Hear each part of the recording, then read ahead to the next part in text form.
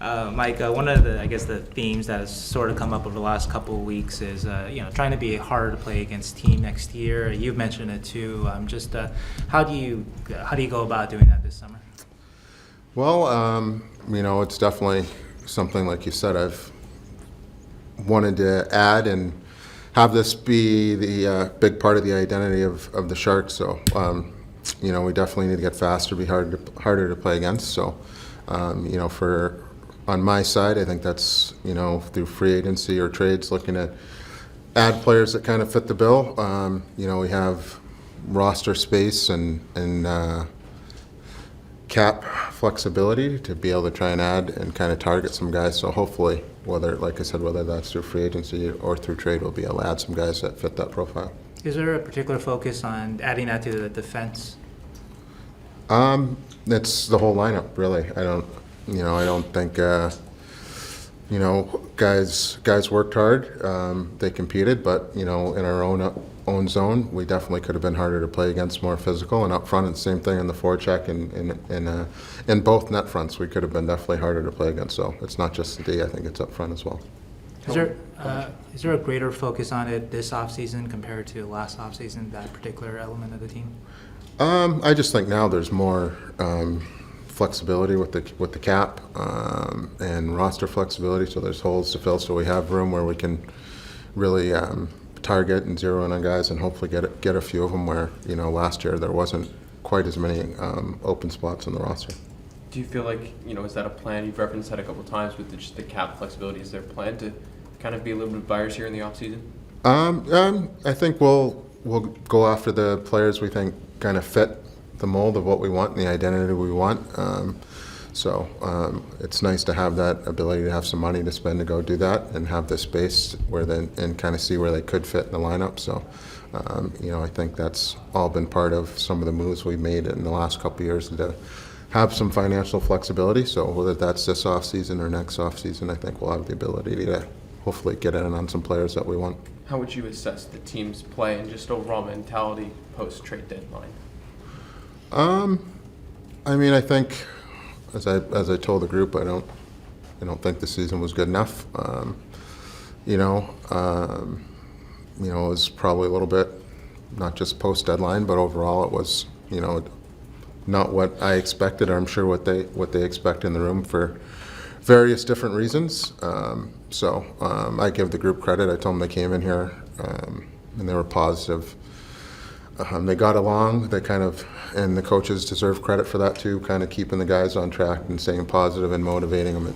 You've seen situations in not just hockey but all sports where teams in this situation where it kind of goes off the rails and things get bad and you hear guys bickering and not getting along. But the guys came here and worked every day. Do you have a good luck charm for lottery? I do not. If you have one, I'll take it.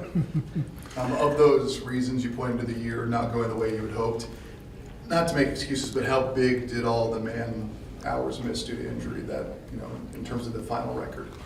I think it was a big part of it all. Everyone's got a job to do, and you don't want to just blame too many things on injuries, but I don't think we had a game where we had our four centers together. And coming into the season, we thought down the middle was going to be a strength of ours, but not to have those and not to basically have Cooch all year. I think we were maybe 4-1-1 when he played. So you see the impact he made, and then Tomas getting hurt, and then Granny starting off the season hurt. So it was difficult, especially in such an important position like that.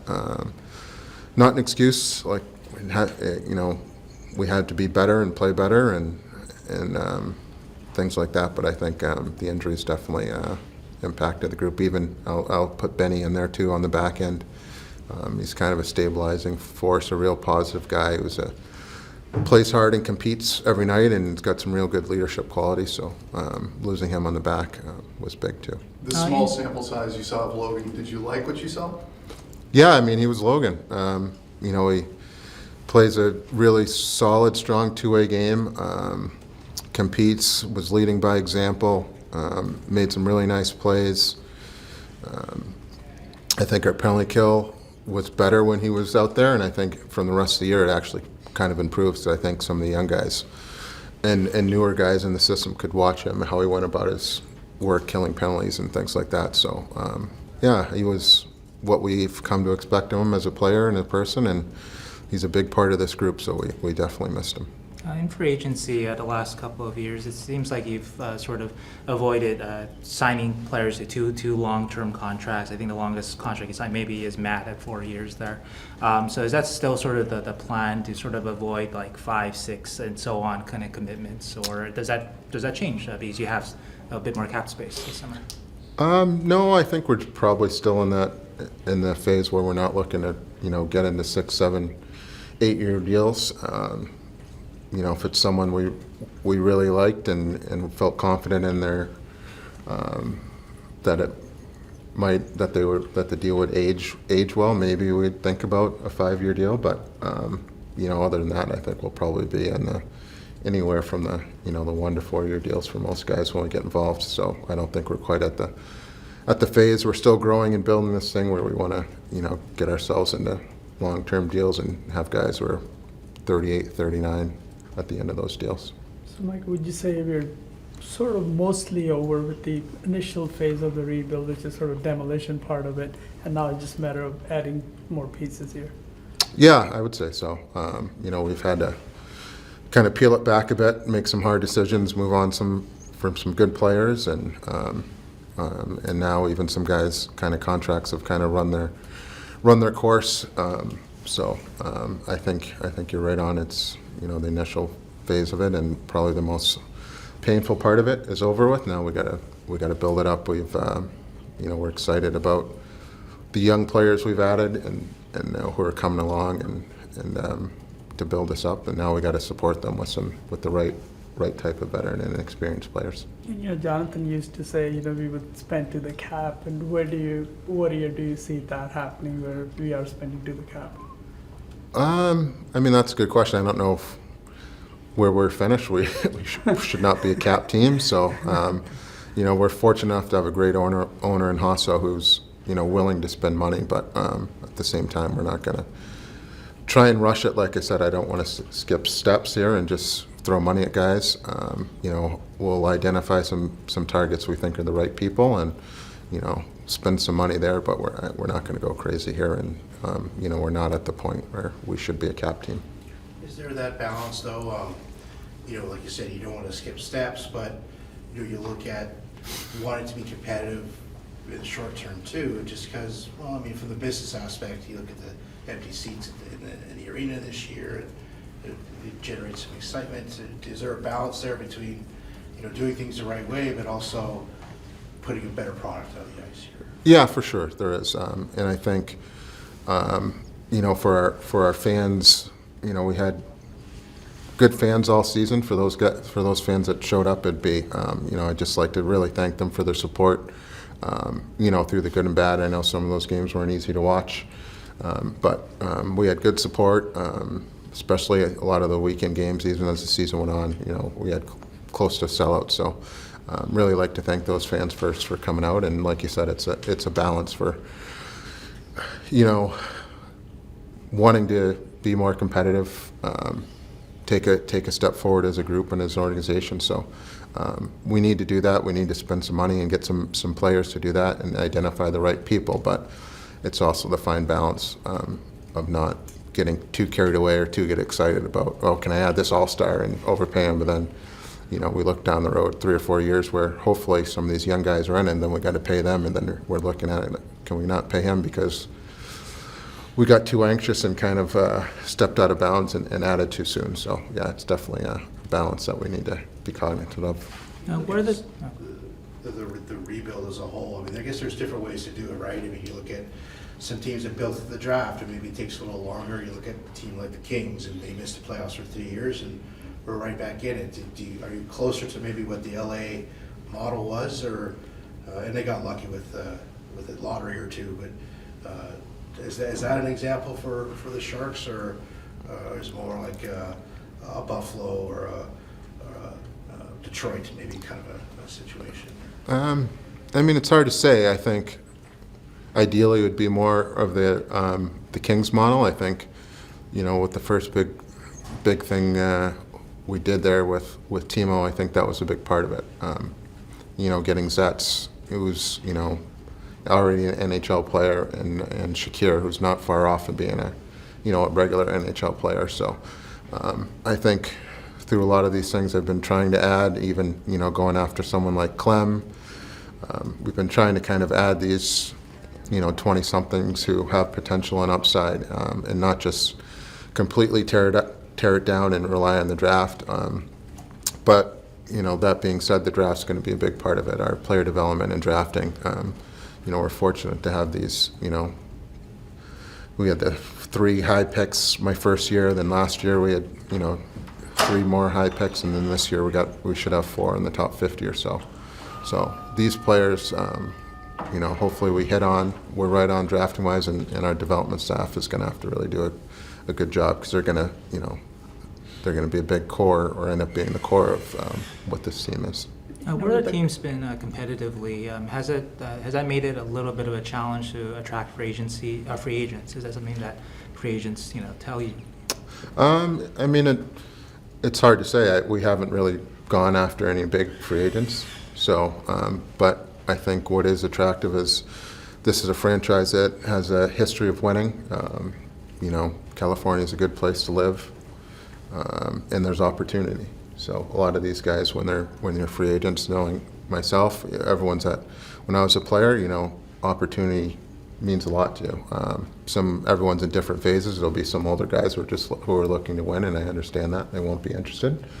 But for some players, it's an opportunity. It's an opportunity to maybe continue playing on the first power play or second power play, or whatever ice time or situation they might be looking for personally. I think we have that, and I think that's something that's attractive of players. You keep mentioning the opportunity, and that's something that Colin Graff told us, is just the opportunity to play here and have a future here. You look at guys like Colin and Henry and Will eventually. Just what does the opportunity provide for them to bring?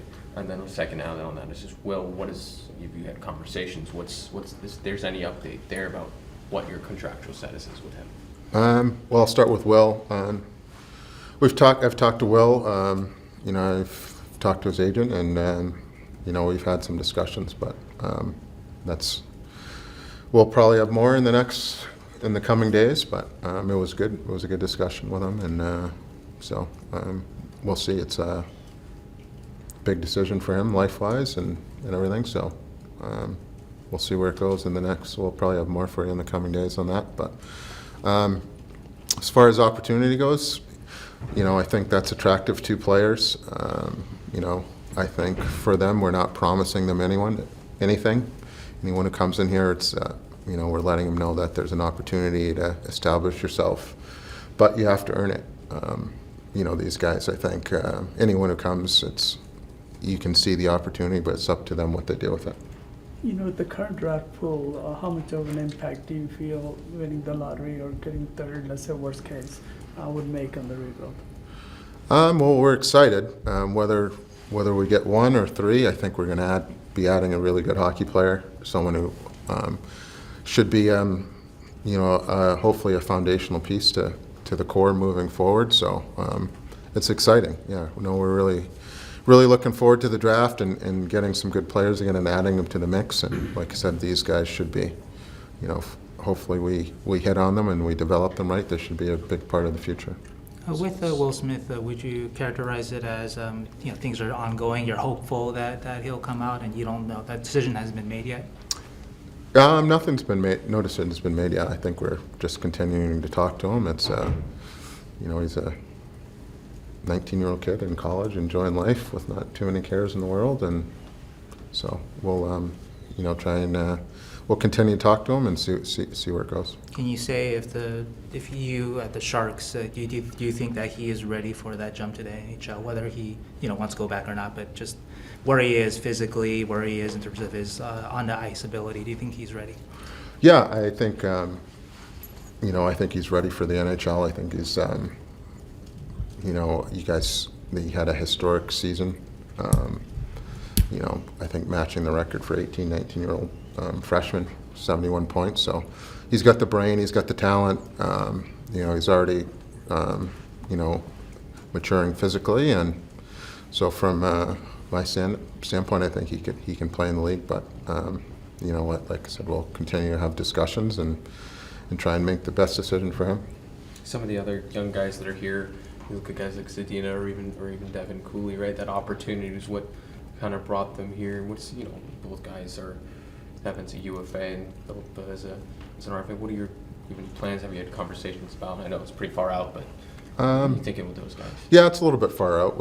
I haven't really had discussions with them or their agents, but I thought both of them kind of handled the opportunity pretty well. I think this was Devin's real first taste of it, and had some ups and downs, but had some good moments, and showed that he's got some real talent in there to play in this league. So it was good for him. And Z, I think I think everyone can see the talent there, and he competes, and he's a good kid. So I think there's even more there. He's just got to keep believing in himself and not being so hard on himself, and also not purely put his value into scoring goals. If he's not scoring goals, I think he gets real down on himself, and he's just got to learn to value the little things of the game, of being good defensively and managing pucks and things like that. And I think it's something he's working on, and I think when that really clicks, I think there's a player in there.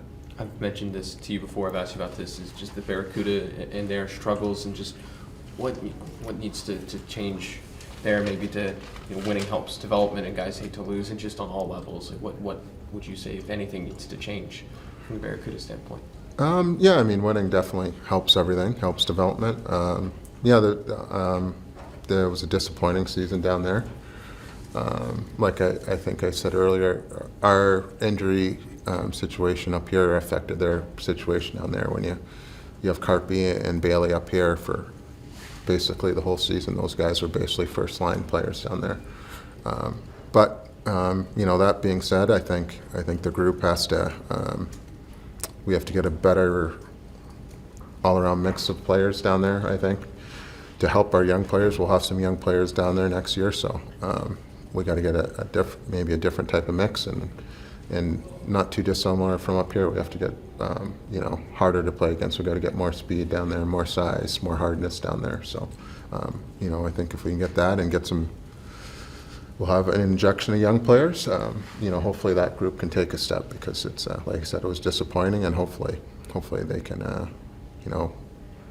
I think playing meaningful hockey down there is just as important for a young player as it is for being up here playing NHL games. If they can get the feel of, being in a playoff race or being in playoff games as a young player, I think it's important.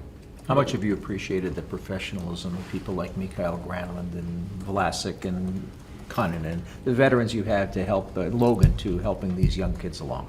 Yeah, the vets are great. I'm very appreciative of them.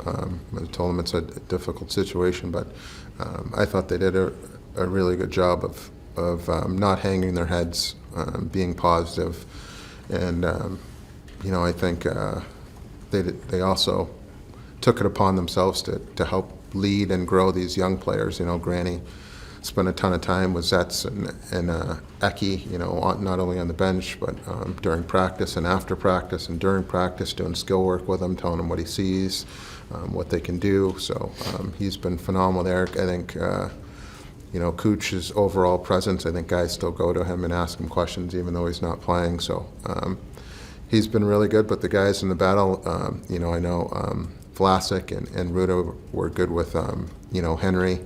And even Shaq when he was up here. I think those veteran guys have done a good job of not letting this whole thing kind of crumble, but also taking on the leadership mantle of helping the young guys out. And then, Cunny's someone who, exemplifies a lot of the things that we're looking for here. He's someone who was in the battle every night.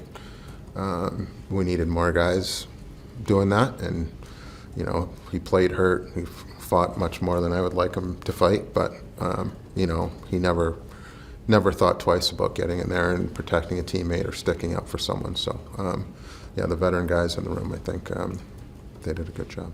With that, was there enough buy-in this year, do you think, in the room? And with Cunnin, obviously he's in a contract year. Are you open to maybe signing to maybe more than just a one-year deal, because I think he's a UFA next summer, if I'm not mistaken. Are you open to keep him around slightly longer term, and to also with the room, just was there enough buy-in this sort of stuff? Well, Connie, I think I'll kind of keep those kind of negotiation stuff between him and his agent, but he obviously brings a lot to the table and has a lot of the characteristics and leadership things that we're looking for. So I'll be in touch with his agent, and we'll kind of see where it goes from there. As far as the room, I don't know if there was enough buy-in. I don't know if there was complete buy-in. I think it's another coach, eh? Another coach. Yeah. Cast of characters. Yeah. At least he's got a shirt on. The buy-in, I don't know if it was fully there from everyone. I think, I give the guys credit. They did practice hard and were positive for the most part. But, after the way the season started, I think it was hard on some guys. And I think some guys actually probably knew they weren't going to be here long term either. So I think that probably played into it all a little bit, where you kind of have some guys who are maybe have a foot out the door or don't feel a reason that they should put everything on the line every night. So I think there was a little bit of that. So I think that probably played into the season a bit. Is it fair to say that, with some of your UFAs, Barabonov, Hoffman, LeBanc, these guys, that you probably let them go to market at this point? Yeah, I think that's fair. But as far as getting back to Will, would you like to see him turn pro? I mean, is it a situation, or do you, could he? I don't know that he needs another year, but do you want to? It's fair to say you'd like to sign him. I think we want to do what's best for his development. I don't think there's an easy answer or a right or wrong answer. I don't think anyone's been really hurt by going back to school if that's what he decides to do. But like I said, I think he's ready to play in the NHL.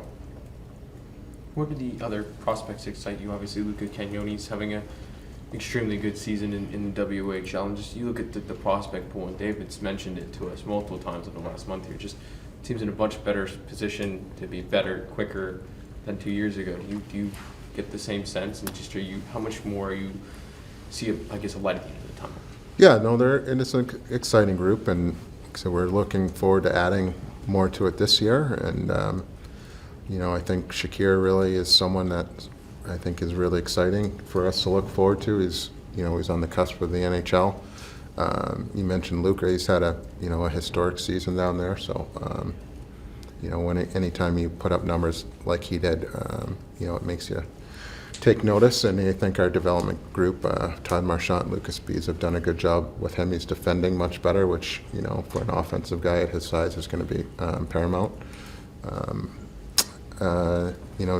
David Edstrom is someone that we're excited about. As in an 18, 19-year-old kid, he's been playing second line and on his men's team in Sweden. They just I think just got knocked out in 7 games in the second round, but he was playing power play, penalty kill, scored. I think the game winner had maybe 4 points in those 3 games. So for someone his age to be able to make an impact in the men's league is exciting for us. Musty had a really, really good year. He missed some games, but he was almost at a 2-point-a-game clip, which is obviously very good. So we're excited about his ability and see where he's at after hopefully has a good summer of training. So all these guys are, they're people we're excited about, and I'll put Halton in there, who's come over, was willing to make the sacrifice and the jump to play in North America. And he's had over 30 goals in his first year, and he's still scoring in the playoffs there. So so we're excited, but these guys also have a lot of work ahead of them to get up here and impact the Sharks. You mentioned that work, and sometimes recently David's talked about, Quinn that is, talked about guys need to have an NHL work ethic in the off season as well, and just big off seasons. What is the message to some of the younger guys that were here already, like a Daniil Gushin or William Eklund, and what they need to do this summer to kind of elevate to the next level? Well, it's all, we'll give them some things to work on, on their game on the ice, and then some of them need different stuff. Some guys need to, get faster or quicker or stronger, get heavier, whatever it may be. They'll all go home with individual plans, knowing that things that we expect them to work on, and at the same time, the guys that have played some NHL games, I think they kind of see what they're up against, see the strength and size of players, the quickness, how things happen, how smart guys are. So it should be motivation for them to get better and keep working on their bodies, their conditioning, their strength training, and their on ice play. So it should be a good taste, so these guys know they have an idea what they're up against and what they need to try and improve and work on. How valuable was it for Beestead to get some AHL experience, and what'd you see when he got here? Yeah, I should add him to the group. I forgot. Too long a list to go through. But yeah, Philip is, we're excited about him. He's had pretty much a point a game since he's come over here. It's just really exciting to see the length and the skating and playmaking ability down the middle of the ice.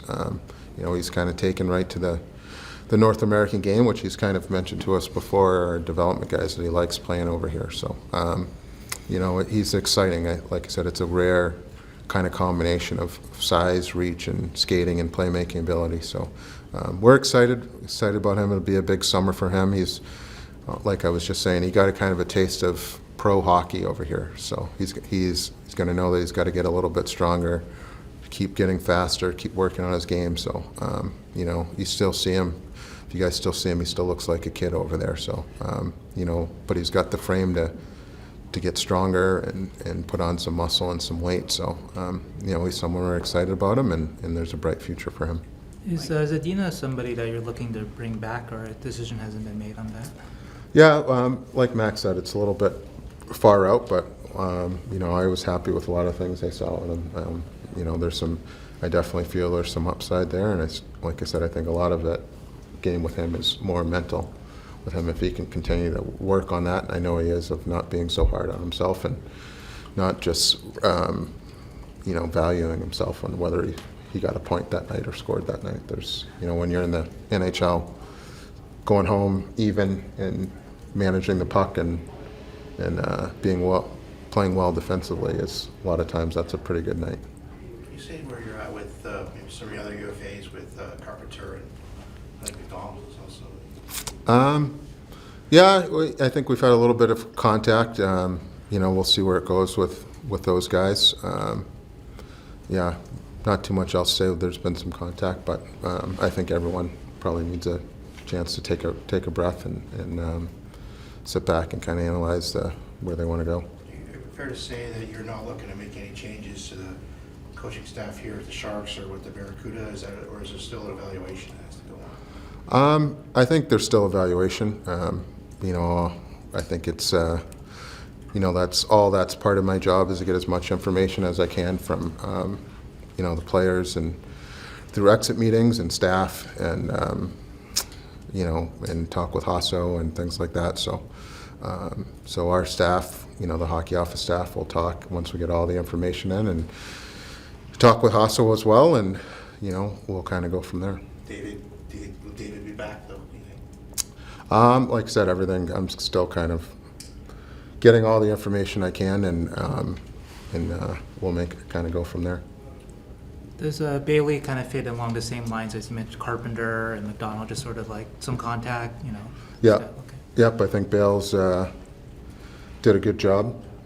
He kind of took the opportunity and ran with it, and he's got some of the qualities that we're looking for. He's got size, skating ability, he's got some physicality, and he can kind of chip in some secondary offense. So to his credit, he kind of took the opportunity and ran with it. So good on him. So we'll keep talking with him and see where it goes.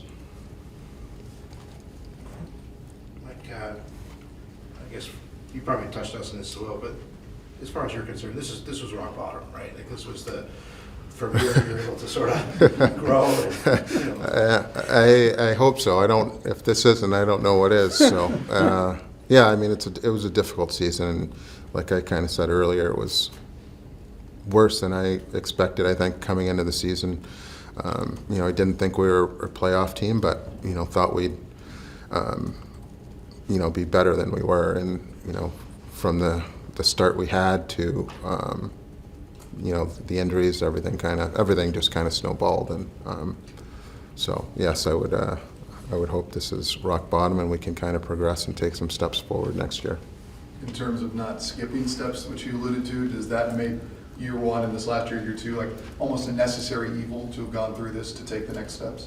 Yeah, I would say so. I think, like I said, this was probably worse than expected, but I think we knew we were coming in, we were going to have to make some tough decisions. We were going to have to kind of move on from some guys and try and free up some cap space and flexibility and kind of turn it over to a younger group of players. So then we can move forward. And I think we've started to do that. And, unfortunately, it's, there's some pain when you do that. And this was not an easy season for the players or coaches or the fans to go through. And like I said, I appreciate the fans kind of supporting us and sticking by us. But so hopefully this is, the 2 years that were necessary to push this thing forward. From information that you have and what you've seen, how would you evaluate the work that David and his staff did and the work that John and his staff did with the Barracuda this year? I think the staff up here, I think they did a good job communicating and motivating the players throughout the year. I don't think they ever, would have been easy to just kind of throw your hands up and not put the effort in to go through extra video sessions and talk with the players and try and get the players better. So I think they did a really good job with that kind of in this situation. I think it was something that was, was needed and that they should be proud of. Johnny Mack and his staff, I think, down there it's always a little bit different, but I think they kind of did a good job to try and steady the boat too. When things weren't going well, they didn't, they stuck with it. The development days and the coaching and the teaching that they continue to do and the time they continue to put in with the players to try and get our young guys better and was good, because I think you can see that the year Cardwell had, he kept getting better and better.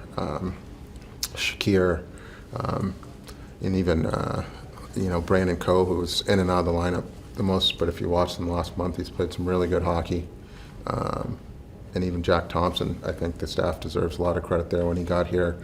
Young kid, first time traded. He was really, really struggling. I think Johnny and his staff did a good job of helping him feel comfortable, learn the system, kind of almost let him play freely and get his feet under him. And I think, before he called up, he was playing really good hockey for them down there. So the staff deserves credit for the development of some of our young guys. And fair to say for both staffs that obviously the on-the-ice results weren't what you wanted, right, from both staffs, I would say, or both teams, but that development was something that they both did well. I mean, you've already talked about the Barracuda and how they've developed, but up here, obviously, guys like William and Henry, and so would you say that you're happy with that aspect of the Sharks coaching staff, the development side of it?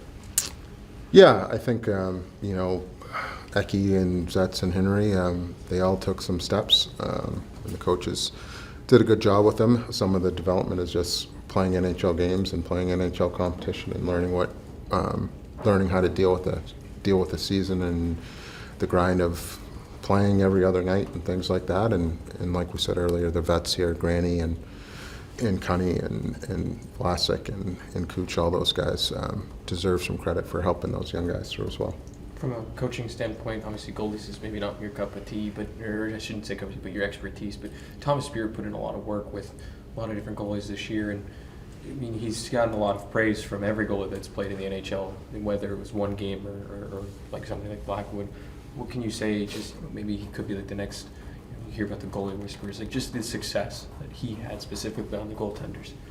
I don't know, you guys are pumping him up. I gotta pay the guy. You guys, all the goalies. You guys pump him up. He's a bonus. We have a little deal. Every time we ask the goalies their improvements, the first thing they mention is how good Spears he's been to them. Yeah, so. No, I know. I got you, Max. I was just kidding. Yeah, he's done a really good job. Even going back to, last year with Capo and him and kind of breaking him down. And, I think Capo was a little stubborn and at first and not wanting to maybe make some of the changes that were suggested to him. And, Spearsy's got such a great personality and work ethic that he kind of stuck with it and eventually won Capo over. Then, I think Capo had a really good year because of it this year. And, Blackie and even Cooley have come up. I think Spearsy's put in a lot of work and put some time in with him, and I think he's got the right mindset to be a goalie coach. I think he sees the game well, but I think he also is able to communicate any changes or things that guys can work on or implement in their game. So he deserves some credit, and let him take you out to dinner after. Is Mackenzie's injury, is that anything that lingers or could be a concern this summer? Or? No, I think he should be good. I think it was more of a precautionary thing. If we were, heading into the playoffs tonight or tomorrow, I think he'd be ready to be our game one starter. Between Let's start thinking about the final round of questions here. We've got 10, 15 minutes left. So. How do you feel about your organizational depth at goalie? Obviously, Vanacek is hoping to be healthy by camp. You've got Krona and Georgie signed through next year. How do you feel about the depth of that position right now? Do you look to maybe upgrade? Well, I think up here, I think we're in a pretty good spot with two NHL goaltenders. I think Blackie showed this year, and what he's shown in the past, he's a really good, solid NHL goalie. I think Vanacek he's been good throughout his NHL career. He's won a lot. He's had a lot of success. So get those two guys healthy, I think we feel like we're in a good spot up here, is having two guys who can both go in and win games for us. Georgie and Krona are, two young guys who are finding their way. And with pro hockey, they had their ups and downs this year. I think both of them kind of had stretches where, where they were hot, and then they had stretches where, they were struggling a little bit. So I think it's been good for them. But so overall, I think we're in a decent spot. We could possibly look to add a number three type to kind of help push those guys and mentor them a little bit. I think that's a possibility, and I think hopefully we'll see how the draft shakes out. But I think we also need to, bring in a younger goalie too, as kind of the development guy who's, a few years younger than Krona and Georgie. You've said a couple of times that the results this year weren't what you've already mentioned that weren't quite what you expected. Just for yourself, when you self-assess yourself, what do you think you could have done better over the last year? I think there's probably a lot of things I could have done better. I think for me the main thing was trying to move on from some of the players we were able to do, but I think I could have maybe done a better job in bringing in some of the some players that that we brought in through free agency, and maybe there was a thing or two I could have done differently at the trade deadline or things like that too. You care to elaborate what those things were? Not really. But it's like I told the group here, I think the season overall wasn't good enough, and I think everyone, starting with me, has got to kind of self-assess and look in the mirror and see what you did wrong and what you can do better. So it all starts with me. Anything big with injuries over the summer that we don't know about? Is Benny going to be back and ready to go? And what about anybody that might need something bigger? No, I think we're actually in decent shape. Benny's skating already, so he should be good to go. I think really the big question is Cooch. I think we all feel for him as a person. It's been a terrible year for him. So. I think it's for him kind of getting away, getting some rest, spending some time with his family and his little guy, and then trying to reset, see where he's at in a couple of months. Do you proceed this summer with the thinking that he won't be available, or do you go ahead and think that he will be available? I'm just thinking of your lineup down the middle here, and whether or not that's an area if you feel you need to address. I don't think it's kind of fair to Cooch to one way or the other for my For him, it's more about the person. For him to be able to have a quality of life is the main thing. I'm kind of going in just with an open mind. I'll talk more with him as the summer goes on and see how he's feeling and see where he's at. But we saw what happened this year with the injury, so we're going to have to definitely be open to adding some center depth to the group if need be. You've talked about patience, trying to take the right steps with the rebuild. Is that something, I know you don't want to mention other organizations, but when you look at other organizations, is that what you learn from their rebuilds, and maybe their rebuild's not quite working out yet, that's sort of the thing that you learn from when you look at other organizations, that, hey, got to take the right steps, got to do it, don't rush it, that's the one thing you take away from other teams. Yeah, no, I think for sure, but it's not easy. It's not easy to know when to kind of jump in and really try and add to the group and make a difference. So it's it's not a one size fits all either. I think you do have to show some restraint and some patience when you can, but like I said, it's not an easy thing. And I think if someone had figured it out, then there wouldn't be so many long rebuilds going on in whatever sport it may be, not just hockey. And do you feel this next phase is sort of the hardest part of the rebuild, where you're trying to bring in some key pieces, which will then define the team in the future? I guess yes and no. I think the hard part is the draft and development. I think we feel good about the guys we drafted, and hopefully, we draft some more good players this year, but then you got to develop them. So I guess it's, to Shang's point, it's a little bit of patience there with the development. Hopefully we draft the right guys and develop them well, but I would think the hardest part has probably been these last 2 years of watching good people and really good hockey players leave the room and leave the organization and kind of have to endure all the losing that we've done the last couple of years. So I think that's probably been the hardest part of it, and hopefully that's behind us now, and we can